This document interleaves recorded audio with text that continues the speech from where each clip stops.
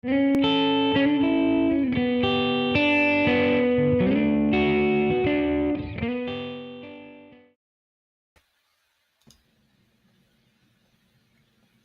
Ed. Hey, you're very prompt. We made it. We made it. We're here. Cool. That was So like half the battle, right? that's right. Nobody knows what happened on the back end. I got a million programs running behind me.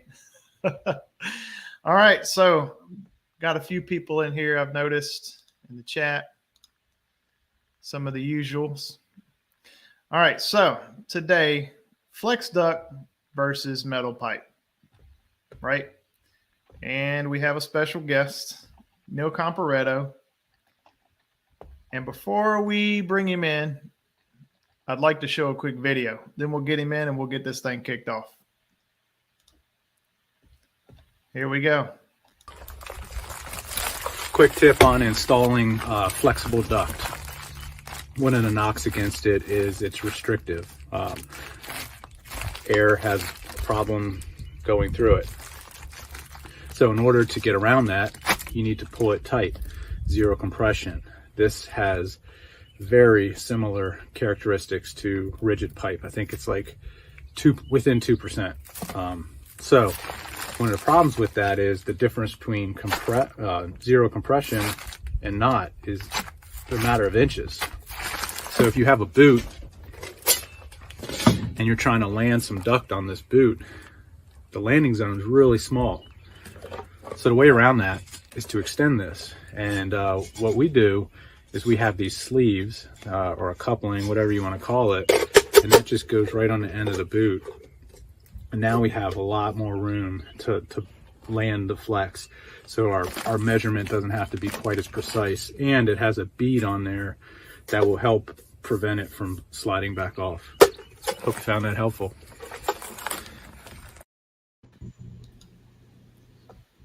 The Flex King himself, Neil Comparetto. Yeah, what a reputation I have. All right, let's Is that get right famous to or infamous? I think it's infamous. There's a difference, you know. it.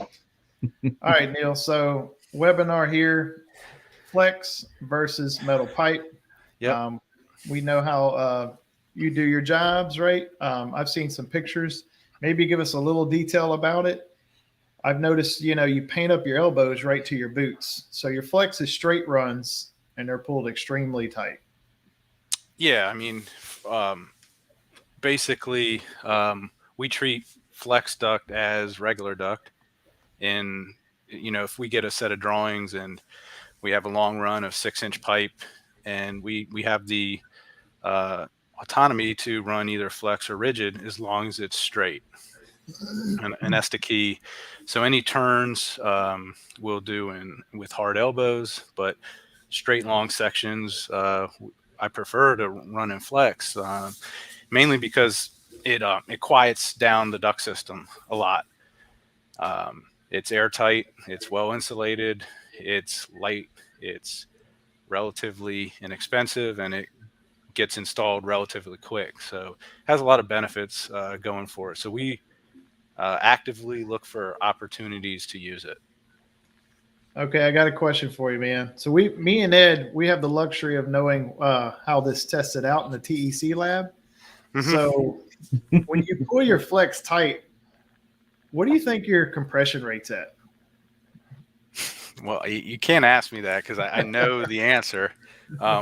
Before this exercise, I thought it was 0.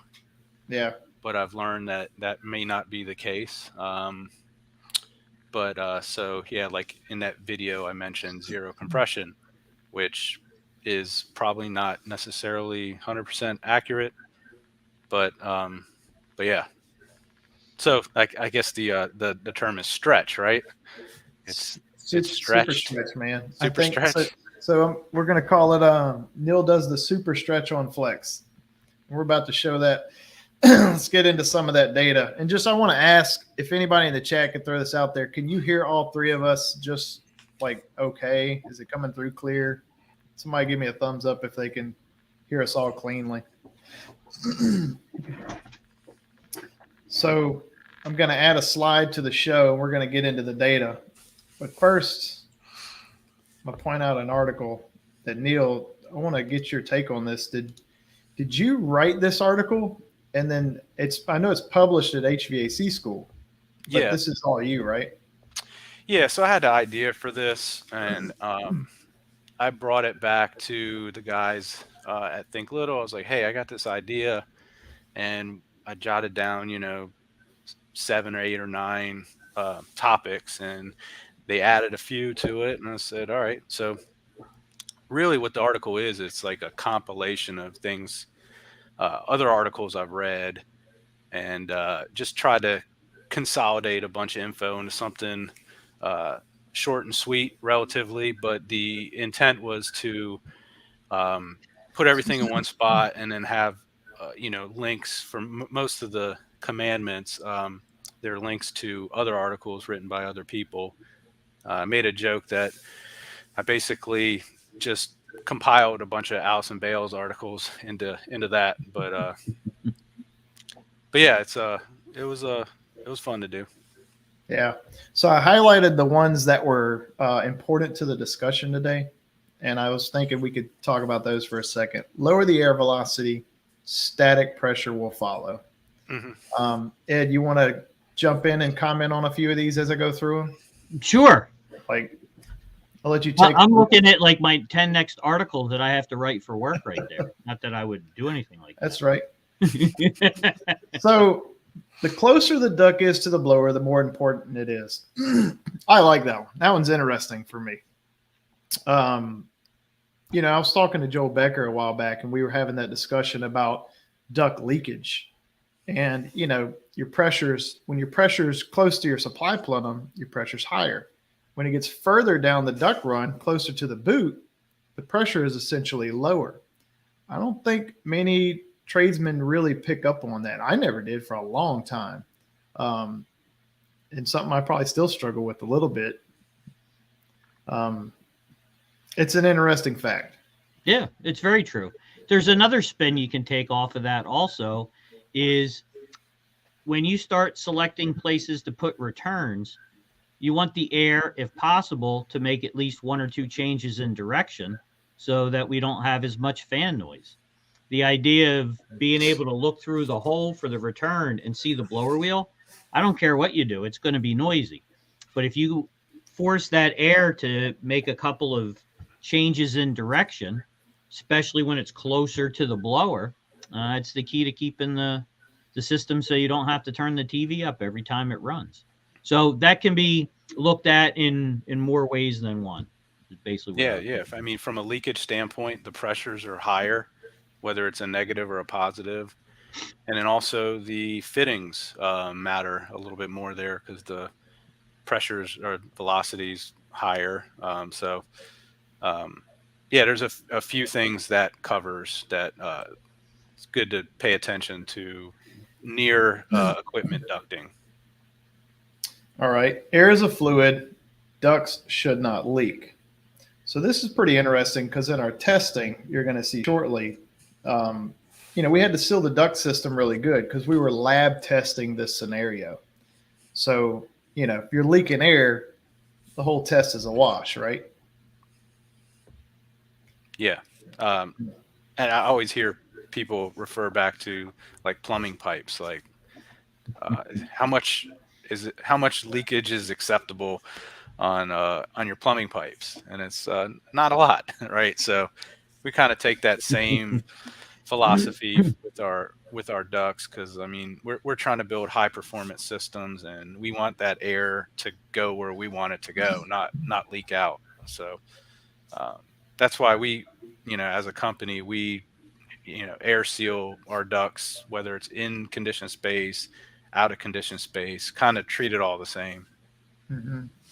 And then test your duct system, verify the sign. Yeah, I mean, I cannot express how important for me personally when started testing stuff and how fast you get that feedback loop, and how fast you learn that you're not as good as you think you are, or whatever. First time I started testing static pressure, I was so proud of myself for designing this duct system, and I was shocked when I got Whoa. 0.89. I hate to put you on the spot, but I got to ask, what is your process and procedures on a test out? Just to give Well, someone an idea who's maybe wants to do it. How do you go about it? so if it's like a new duct system, first we duct blast it for leakage. Mm, Sometimes we do that at rough in, sometimes we do it at final, depends. But so we want to, verify the duct leakage, and then we try to verify flow. So we try to match total system airflow to the design. mhm. Now that we have the true flow grid, that makes it a little bit easier to do. Where before we were going around with a powered flow hood and adding it up. We're still doing that, but Yeah. we're finding that they agree quite a bit. So then we try to get the total system airflow in range, and then we balance it. I got you. So we also balance at the register, so it's real easy to do at a finished part of the project, and one person can do it, where you just have opposed blade dampers on the registers, and it's anyone that has air balance before, it's a little bit of give and take going around, so there's a little bit of art to it as far as anticipating certain things. And then we'll check like capacity with the field piece probes and things like that, and static pressures, but that's the main thing for a startup commissioning. Yeah. All right, guys. So here's the deal.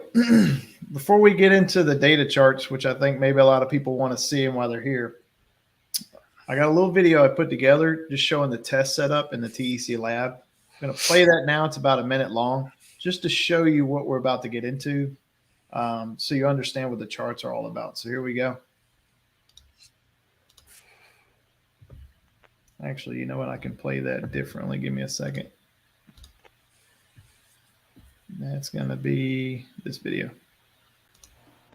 With any test, we need to have a set of standards of how we're going to take that measurement. So let me explain to you what we have going on. At the beginning of the run, there's a few feet of pipe to make sure our flow gets conditioned. So our first pressure measurement right here, a few feet in, is smooth, consistent, and our signal's good. Now we've measured from that static pressure measurement. We came up exactly 25 feet to match our bag of flex. We're taking our second pressure measurement. Our DG1000 right there is going to record the pressure drop over the 25 feet. The rest of the pipe you see here is another flow conditioner. That way we don't ruin the pressure measurement on the second tap. At the same time, we're going to be measuring the CFM of flow through the duct blaster. All right, let's jump into the data so everybody's here. So that's the test setup, right? We're at the TEC lab. Me and Ed were there, and I laid it all out. Ed flew in, and then we started running data, and we had Steve Rogers behind us crunching data, doing his tech log thing. And this is the first slide we came up with. So what's going on here is 6-inch galvanized pipe, then flex at 0% compression, and then flex at 4% compression. Here's what I'll tell you. To get to 0% compression was not a challenge. Me and Ed stretched that flex literally for what, Ed? We didn't even pull it really hard. No. We barely pulled it. We let it go, and it hit the ground, and we were like at 0%. I've always heard that, now this is a word of mouth thing, but we've always lived by the rule, like you stretch it and you hold it, and you're holding it really tight, and you hold it for like 2 minutes and then let it go. And I think when we did that, we were beyond, we were in negative percentage compression range when we laid it on the ground after that. So needless to say, it's not really hard to get flex to 0% compression like I thought it would be. I'd like to add on to that, Chris. When we were doing that test and a couple of days afterwards, I looked pretty hard. I mean, I can Google as good as anybody else. And I know this phrase has come out of my pie hole multiple times. There used to be instructions in boxes of flex that I installed that told you to grab it and play tug of war with it for 2 minutes at 20 pounds of pressure. I can't find that. So I'm asking anybody that's on with us tonight, if you actually have that type of installation instructions or something from the days of yore or current, hook us up. I would really like to see a copy of it, because any of the flex manufacturers that I looked for couldn't find it. So I know it's not folklore. I'll almost swear that I remember actually holding those instructions in my hand on one of those few occasions I actually, read the instructions. But if you have them, hook us up. That's So all. would that be like worse than the 5-minute compression cycle, like waiting for it, like the 2-minute pull? Like, Oh yeah, anyone it's gonna? physical, man. You Does groan and curse and do all kinds of stuff while you're I doing mean, it. that 30 must seconds, take your forever. fingers hurt. That must Yeah. feel like forever. I could imagine that gets a little annoying when you do a new construction house, and let's say you have 20 bags of flex, and you're standing there and the other tradesmen are looking at you going, what are these guys doing? And you're there for 2 minutes with one bag. It doesn't sound like a long time till you're the guy holding the flex for 2 minutes looking around the job site. Well, how many bosses will go for that?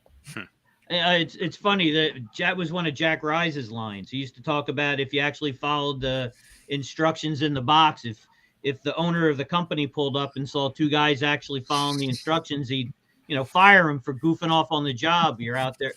It's the way it is. So here's the data we got from metal pipe to 0% compression. We ended up with 35% more friction versus metal pipe, right? Pressure loss of 0.09 to 0.122. So, Ed, significant? It's enough to be noticeable. Yes. Significant's a tough word. I would say the jump to the 4% compression, I would use significant there. Yeah. Not so significant going from a 0.09 to a 0.1. Yeah, I think that it's not significant. A 0.03 difference, especially over 100 feet. So you divide that by 4, a bag of flex. Mm-hmm. Yeah, I don't think that's to me that is would not change the design. That would just that's kind of interchangeable to me in real world. Now, when you get to that 4%, which I'd say most flex I see installed is probably worse than that. Absolutely. That's a big difference. Yeah, I think we got a good slide for that coming. So I'm just going to jump to the next slide because I want to show the super stretch right here, right? This is this is where we stretch the flex. And I seen House was laughing, negative percentage range. That's right, my man. Negative compression. If it doesn't exist, it exists now. We just created it. Note it happened here first. But look at that. 0.096 to 0.091. That's really close to metal pipe. I would say, Neil, that's probably what you're doing. I think you're super stretching the flex. Mm-hmm. If we want to get down to splitting hairs, that's where we're at. So I show this slide to say, does flex compare to metal? If you're going to get down to the finite detail, metal wins. But from a performance standpoint of view, is there a difference? I would say if you're installing flex like Neil, your design's going to stay the same, right? Because there's tolerances between duct sizes, right? You're not going to jump up from 6-inch duct to 7-inch duct for 5 CFM or 10 CFM.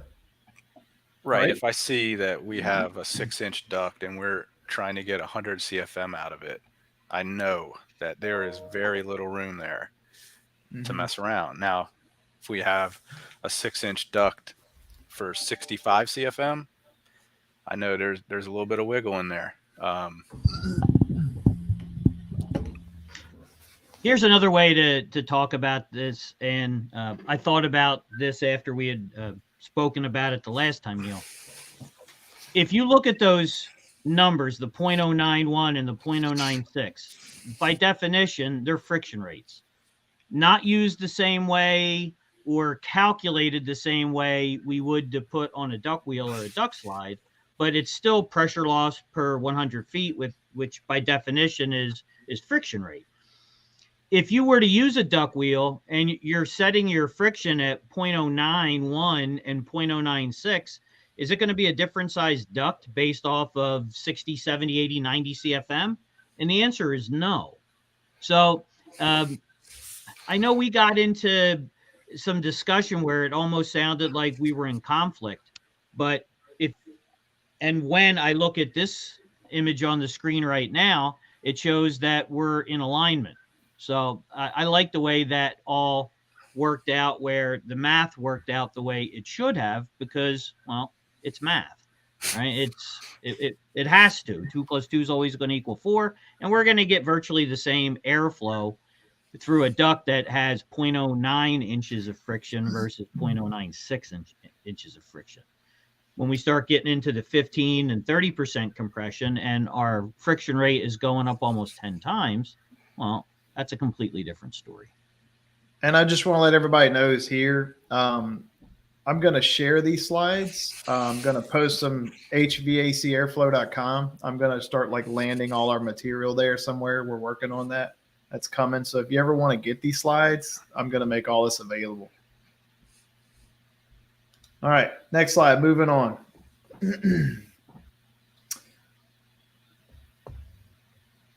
Point 1 of pressure drop with 25 foot of duct airflow. Here we go. So basically, similar to the slides we were looking at, looked at it from a different perspective, right? What's the CFM loss when we apply that? So if we're at 6-inch metal pipe and we go to 0% compression, how does that match up? So here's the physical numbers. It makes it a little easier to understand. Metal pipe, we're at 106 CFM.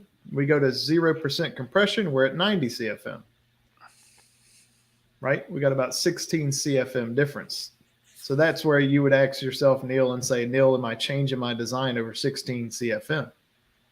And really, you're better than 90, right? Because you're hitting less compression than 0%. You're negative compression. I think Steve came in and said negative compression equals Comparetto super stretch. So you're really close. You know, you're almost running neck and neck with metal pipe. Yeah, another thing to think about too is that you still, you know, depending on how you design your duct systems, you may have a little extra fan power. So you still, let's just say your design CFM was higher than 90, you could potentially still get there. But yeah, that 4%, it's a big surprise to me that 4% is that much different. Yeah, 4%. That's a significant drop in CFM. And I would say 4%, like to the eye, is well installed duct. I mean, what is that, 1 foot? Like a 24 feet of duct is 4%, right? Roughly. It's good math in your head, Neil. I know. I've done that. Look, if you go back. Well, yeah, it's 4 feet if it's per 100 feet. Yeah. So it divided by 4, it would be 1 foot. Showing off my math skills now. Thank you. The previous slide was interesting too, where it showed that 6-inch flex duct at 20% compression literally equal to 4-inch rigid duct. Yeah. So I find that pretty interesting. All right. So here's the full breakdown on that as well. So here's the chart where we did all the testing and we did the super stretch. And I tried to make it look like ductwork, you know, as best I could, graphing it out. Yeah, my artistic skills going on here. You can kind of see where they match up. So the super stretch came to 102 CFM when metal pipe was 106. So Neil, if you're doing it your way, you're about 4 CFM, typically, give or take, right? So you're running neck and neck. It's pretty interesting. So, throwing this out there, if anybody out there wants to run this test, you've seen the test on the floor, how we laid it out. This is how we captured the data. So TEC has a program called TechLog 4. If you go to the website, you can download it. It's free, right? You can take a DG1000 gauge, a duct blaster, some scrap duct work around the shop, put it all together, and you can run this program. That's a picture of Steve running TechLog 4 in the background. He was capturing this data as me and Ed were setting up the stage. All right, here we go. This is probably my favorite slide because flex never typically is going to run straight, right? I mean, how many people are going to actually take flex, run it straight, tight, and connect it to hard 90s? I know in my world, it didn't happen very much, right? You got flex, it curves, it goes to the boot, you're done. I always wanted to know, what is the curve in flex? How does that impact the entire run? So this slide is all about the curvature of the flex. How does it impact the pressure against the metal elbow? Now, here's where it gets a little bit interesting. We're probably going to be on the slide for a beat minute. You'll notice on the elbow at 900 feet per minute, we have 10.7 feet established. Ed, that's not what Manual D says, typically, no. Right? And I'll just show everybody. I think you sent me this slide. Am I right? The 4-piece elbow shows about 30 feet at 900 feet per minute. So that's what's in the book, and that's what we have. So we need to explain that, right? Okay. You want me to do it right now? Yeah, you take it. Go for it. Sure. Go back to the previous slide. And it's going to depend whether it's a 3 or a 4 or 5-piece elbow. It's going to depend on the radius to diameter ratio, because the bigger the elbow gets, the shorter the EL or effective length gets. The test that was done to publish those charts originally are specifically at 900 feet per minute and a friction of 0.08. So depending on where those tests were actually measured / the math was done to come up with those numbers, you would have to replicate them exactly in the lab to match the numbers.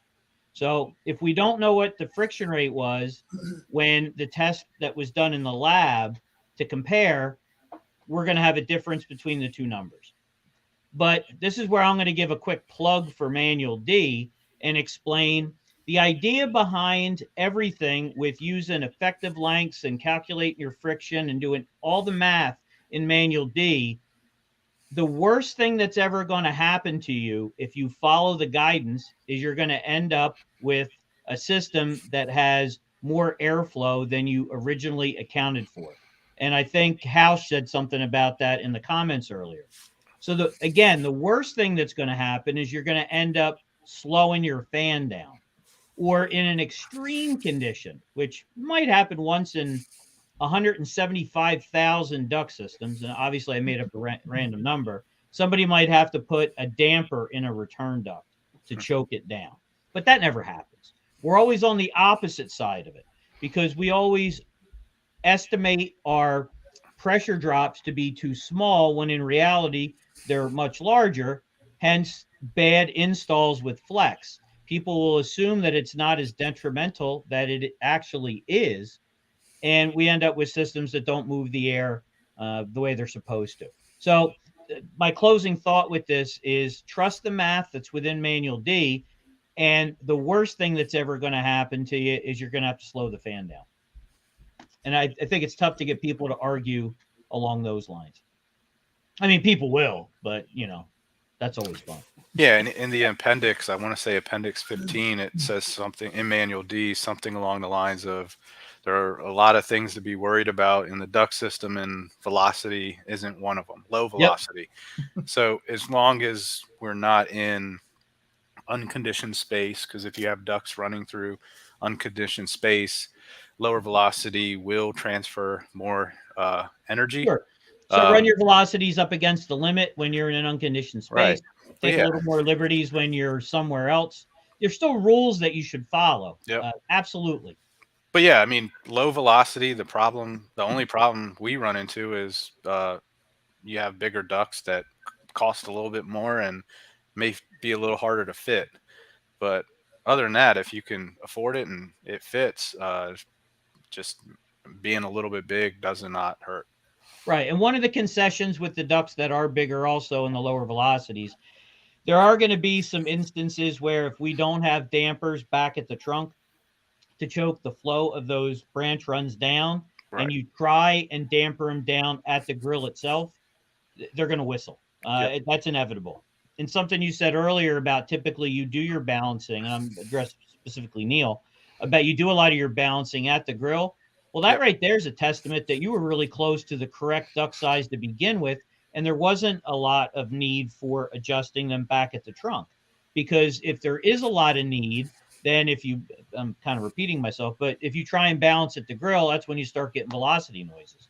Correct. So, yep. Yeah. You want to be relatively close, or if you're trying to take, if you measure 100 CFM and you need to get down to like 30, it's going to make noise. Yeah. That's when you get the Nerf football out and cut it in half and shove it down as far as you can reach it. See if we have any flow conditioners.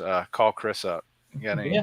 I think we have a few of those. Did you see us? They were used on the floor. I saw that. That was painful to watch. That's lab settings, man. Had to use what we had in the lab. So I want to go back to this screen. I want to talk about it a little bit because, Steve was like, Chris, you got to explain that. You got to explain that. And we talked about that a lot. But we use the subtraction method. What does that mean? Basically, if manual D shows that particular elbow at 30 feet, it has its way of measuring it. We did it in a different way where we took our measurements. We connected straight runs of pipe to the elbow. We took our pressure measurements, and then we subtracted the straight runs of pipe away from it.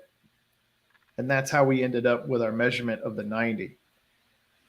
Flex is kind of done the same way. We know when we stretched out the flex, we knew what the measurement was, right? We got our pressure rating of the flex per foot.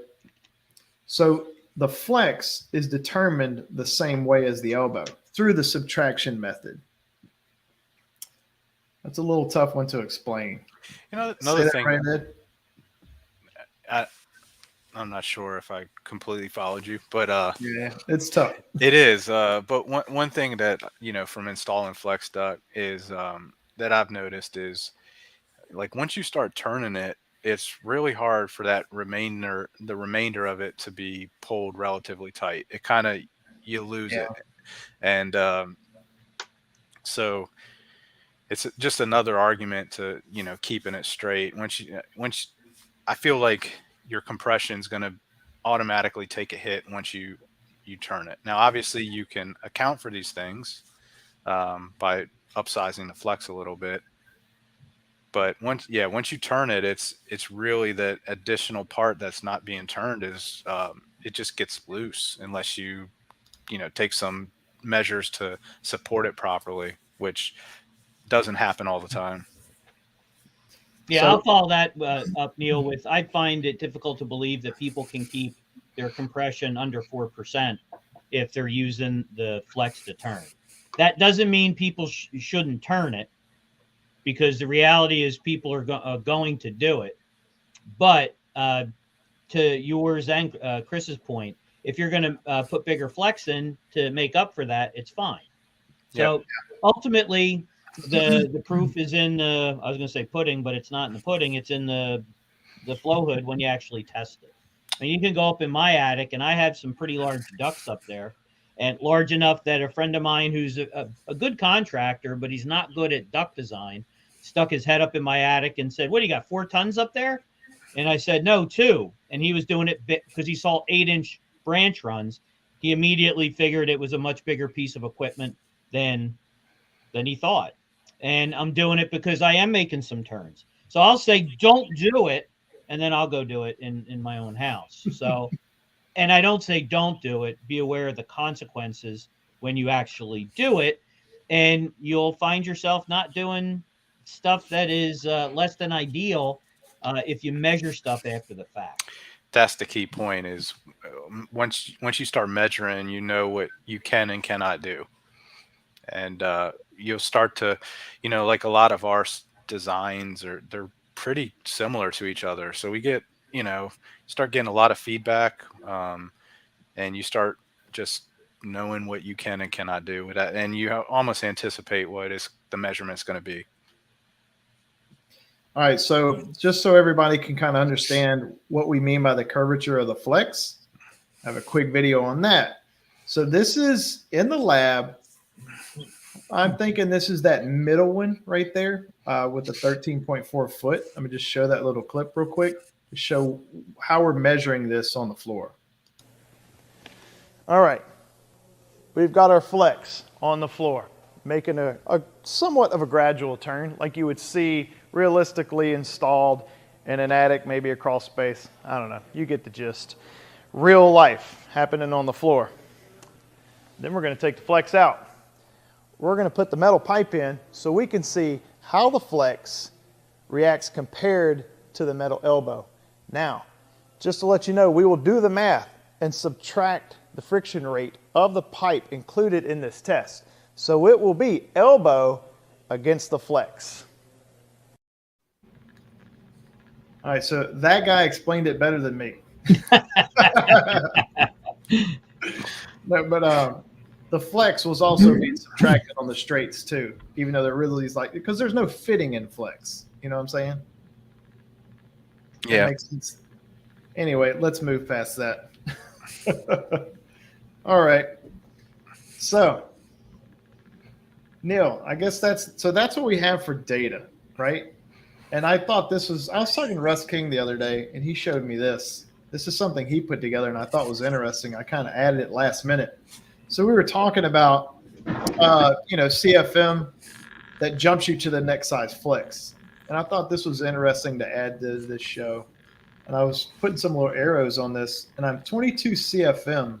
Like that's my window at 0.08 inches of water column, right, on 6-inch flex. So if you got a 22-inch window, right, and then we go back to, say, which slide was it? That one, right? And we're at 0% compression. And we're dealing with 16 CFM, give or take. And Neil, you're probably better than that. I would say we're not dealing with a performance issue. You know what I'm saying? Depending on how you run your flex. Right. Yeah, that also depends on where you are in that window. Yes. Like I kind of mentioned earlier, you start, if you have a little bit of wiggle, like with a 6-inch, if you want to get 70 out of it, you got a little bit of cushion there. But if you want to get 90, 95 out of it, not so much. So that's when you would say you take that next size of duct up. I guess I would ask you this, Neil. This would be my technical question, one tech to another. At what point do you break down and say, I'm going one size up? From a design point of view. Like where do you set your limit and say, if my chart says this, I'm going to take it to the next size of duct. Let's just use 6-inch round or something. Yeah. It's a distance thing, really. For the most part, but we're usually about 85 CFM. Just if we're just a spitball, a number. Once we get above 85 CFM, then you got to start thinking about how far are you trying to go. Are you trying to go 5 feet, or are you trying to go 30 feet? And we kind of skipped the odd number, so we'd probably go right to 8 if it was just because it's easier to inventory less stuff. But if you were to go to 8 and you wanted 100 CFM, back to what Ed was talking about, then your concern there would be putting too much air through there and having potential noise issue for dampering it down. So maybe you go with 7. So there's a little bit of art to it.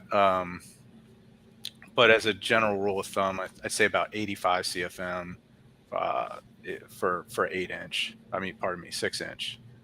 I got Somewhere you. in that range. And we would take that down to like, again, we don't use 5 a lot. So 4-inch, we kind of tap that out at about 45 CFM probably. So yeah, that 6-inch, the range on 6-inch duct is like 46 to 100 for us. And, you know, again, depending on how far you're going to take it. Yeah. You can always tell people who actually measure stuff by the numbers they quote with flex. Yeah. The people that think That was very specific. Oh, well, no, because if you talk to somebody who doesn't actually measure stuff, they're going to immediately tell you they're getting 100 CFM out of a 6-inch flex. They're getting $1.50 out of 7-inch, and they're getting like 225 out of an 8. And I'm like, but you're not. But they're the same guys that think they have 1,000 CFM moving across the system that when we actually measure the airflow, it's at 620. You know, and they're like, it can't be. And, well, it can be. It was funny watching Neil sweat that answer. He's like, 85, no, maybe 86. Yeah, I'm gonna go with 86. It's like, how many jobs just ran through your head where you were like, you know, on that one grill I had 86. I'm gonna go with 86. Yeah, I mean, John and I did a video for HVAC school a couple years ago. I think it was about 2 years ago. And one of the runs was first of all, they were the low static air handlers. Well, these were Fujitsu. So our available static pressure is 0.36. And it was, we were serving, I think 1,500 square feet on a 1-ton. And basically it was a radial design, whereas we had a 4-foot section of our plenum, our supply plenum, or a 5-foot. It was just one piece of duct, and then we had flex runs, look like a spider, but they were straight and tight. And we got 92 CFM out of like a 35-foot run of 6-inch, and the overall static pressure of the system total was like 0.2. And I like you know, that post I did about my house, I did the same thing with that. I was like, boss telling me to do this, is it going to work? And I mean, everyone, no, it's not going to work. You're find a new job, you need a new boss, and blah blah. But yeah, it works. And even after you measured it, they told you no. Yeah, I mean, I clearly gamed it somehow, right? And I don't mean to interrupt you, Chris, but Neil, somebody asked a question that we spoke about the other day, where how you get it to stretch it, and you were talking about using the coupling, or I don't remember what you called it, and I'm going to stop and let you explain it. Are you with me on the question?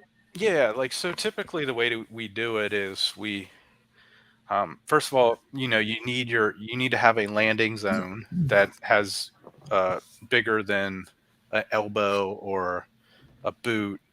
So typically we'll connect one side completely, and then we'll pull it tight, and we'll kind of measure where we think that's going to be, cut the flex. But if we have a landing zone that's like this big, it gives you that opportunity to pull it a little bit tighter. So pull it tight, put a piece of tape on there just to hold it, and then finish it how you normally would, which for us is either mastic tape and a tie band, or mastic tape, tie band, and mastic. You want me to play that video again? Let's shed some light on that coupling. Let me see. You could skip through probably the. Yeah, I'll play it from this week. We'll get to 2%. If you have a boot and you're trying to land some duct on this boot, the landing zone is really small. So the way around that is to extend this. And what we do is we have these sleeves or coupling, whatever you want to call it. And this just goes right on the end of the boot. And now we have a lot more room to land the flex. So our measurement doesn't have to be quite as precise. And it has a So that's the collar you're talking about. So you get 6 Yeah. inches. Neil, Right. have you ever painted with mastic the inside of your flex and then slid your flex onto the pipe? I've done it before, and I just find that it's just so messy. Like I'm not good enough. So there's two. When you're doing the super stretch, it requires you to get 2 hands on it, and it requires you to, kind of pull it. So it's not like you could just put it on there and Yeah. So it get yes, I've done it. It gets really messy, and like our I haven't found a performance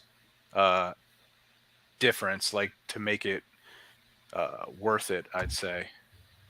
Yeah, I guess I'm wondering, like, I know you're all about some duct leakage too. And, I was wondering what's your practice and procedures for putting that flex to the metal? How do you get your seal? Or use So a mastic tape? I'd say our best. Well, we did a 9 panel for HVAC school, so we can that's out there somewhere, Mm. like a diagram. But basically, our best practice. The only time we don't use mastic is if there's time constraints, like it needs to dry, like you need to get that insulation on, because I'm not comfortable with putting mastic behind a vapor barrier and expecting it to dry. I feel like if I did a good job in a vapor barrier, it's probably not going to dry. So, so best practice would be for us would be to pull it tight, mastic tape it, squeegee the heck out of it. Now you got to be careful when you're squeegeeing flex, because one little slip and you can mess it up. But then put a tie band, a Panduit strap, and then mastic that. That would be our best practice. Okay, so you're masticing the liner, then you're banding it with a Panduit, and you're masticing over the Panduit strap? It's Or mastic tape, Panduit strap, mastic, oh, dry. When I say mastic, fluid applied, brush applied, gotcha. mastic, I and got then let it dry, and then pull the insulation and the vapor barrier over it, seal it.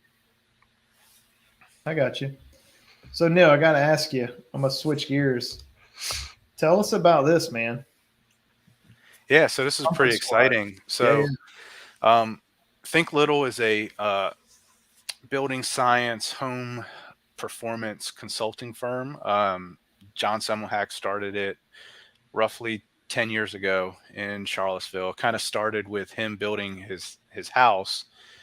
He was in another field, and he started like nerding out and just fell in love with building science. So Think Little's progressed over the years to the point, and so they would we would then Comparetto Comfort Solutions. John and I started 3 years ago as a contracting company, which was like kind of like the contracting arm of Think Little.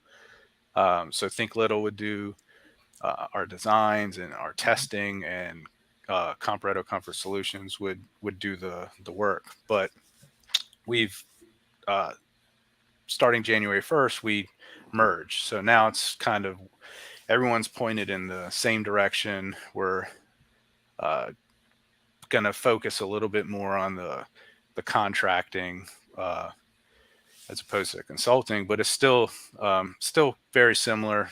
So our approach is more of like a consultative approach. So we're like home performance, HVAC contractors and consultants. But so yeah, it's exciting. And it's a pretty cool name, the Comfort Squad, and it's got the little electrify everything lightning bolt in it, because we do. I mean, we've done one fossil fuel appliance in 3 years, so we're almost 100% heat pumps. Yeah, I've been noticing your post, man. I was wondering, is the idea behind Comfort Squad is to turn every house into an electrified house? Is that like the major plan, or just if it can happen, it I will mean, happen? our plan is really just, I mean, we just enjoy doing quality work. We enjoy doing high performance work. We do, you know, we do have some thoughts on, you know, the future of being all electric, especially in our climate. We're in Virginia, where it's like tailor made for heat pumps. The Mhm. climate where we can, especially with these cold climate heat pumps, where we can really, on a lot of systems, the sizing works out where it's you know, no auxiliary heat, um, and you still don't go over on your manual S for cooling. So it works out well um, for that. So yeah, that's what I mean. We do. Um, I say we're starting to focus a little bit more on existing homes. Mhm. Uh, Originally, it was a lot of new construction and high performance houses, like above code built. Like for instance, this one builder we have, he gets his houses to under 100 CFM of leakage. So it's Dang. like just like that actually that video I shot, that was one of his houses, and I think he was like 120 CFM for a 2,000 square foot house. Wow. So Wow. a lot of That's our clients are like, kind of, they find us because they are doing something a little different, and they want someone that can kind of design to that and execute it. I know I'm kind of jumping around, but kind of the original reason we started Comparetto Comfort Solutions was a little bit out of frustration from John's end of not able to have reliable contractors execute his designs, and my end where I was kind of in a sales design role and not having people be able to execute either, but knowing that I could do it. So um, yeah, that's and kind of why it started, where we were like, we want to do quality work, and it's really hard for us to pull it all off because other people are involved. I would say that's where 90% of all HVAC businesses get started. Yeah. All right, guys. So look, that's the show. Here's what's coming next. Just to let everybody know, if you're still here and you're hanging out, Russ King's going to be on. He's going to talk with me and Ed. We're going to talk about sensible heat ratio and system airflow design. February 28th, 7 8 p.m. Central Standard Time, right here. Round 2. Ed, you got anything you want to add? You were quiet tonight. Yeah, I thought I was going to come up with something real clever, but I got nothing other than I learned more about Neil than I really wanted to know. That was the joke. And I learned how to say his last name right. I Oh think man. Comparetto. Am I I'm, there? I'm not. I liked it better when you butchered it, All right, I'll go back to doing because that. then that makes that opens the door for me to butcher your last name. Yeah, And now it's, I got to well, say it right. my high school yearbook literally says no, you pronounce it Janowiak. So I'm way beyond that. And my kid told me she's looking forward to getting married, so she has a normal last name. But you know, there's that. But no, this actually went as well as I thought it would. So congrats, Chris. You did well. There was some work behind it, man. There's some work Yeah, behind I'm sure. it, but it was fun. I was hoping it was educational enough, and people get a little taste of a different kind of show where we're showing some real data, putting it in a place they can go grab it. Now you're creating an atmosphere of pressure. I don't know if I dig that or not. So I don't know. All right, guys. Thanks for coming on, Neil. All right. And I'll Yeah. see you Thank you, next everyone. month. Thanks. See ya.